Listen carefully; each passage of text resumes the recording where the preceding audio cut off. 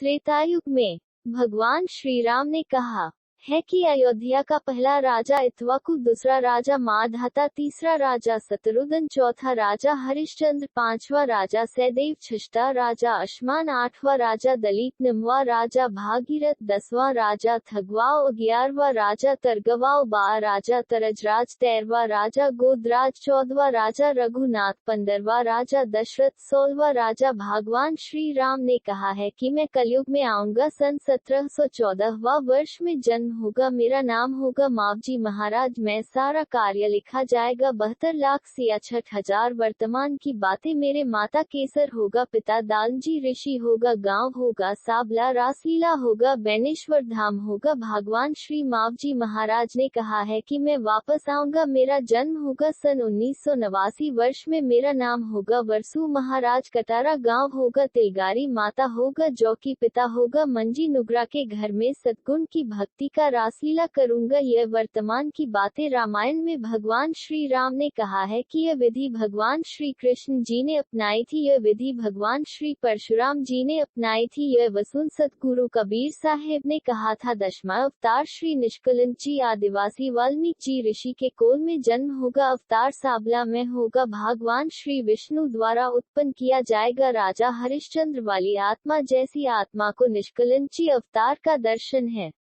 त्रेतायुग में भगवान श्री राम ने कहा है कि अयोध्या का पहला राजा इक्ष्वाकु, दूसरा राजा मांधाता, तीसरा राजा शत्रुघ्न, चौथा राजा हरिश्चंद्र, पांचवा राजा सहदेव, छठा राजा अश्मान, आठवां राजा दलीप, नौवां राजा भागीरथ, 10वां राजा थगवाओ, 11वां राजा तरगवाओ, 12वां राजा तरजराज, 13वां राजा गोदराज, 14वां राजा रघुनाथ, 15वां राजा दशरथ, 16वां राजा। भगवान श्री राम ने कहा है कि मैं कलयुग में आऊंगा, सन 1714वां वर्ष में जन्म होगा, मेरा नाम होगा मावजी महाराज, मैं सारा कार्य लिखा जाएगा, 72,66,000 वर्तमान की बातें, मेरे माता केसर होगा, पिता दालजी ऋषि होगा, गांव होगा साबला, रासलीला होगा, बैनेश्वर धाम होगा। भगवान श्री मावजी महाराज ने कहा है कि मैं वापस आऊंगा, मेरा जन्म होगा सन 1989 वर्ष में, मेरा नाम होगा वरसू महाराज, कटारा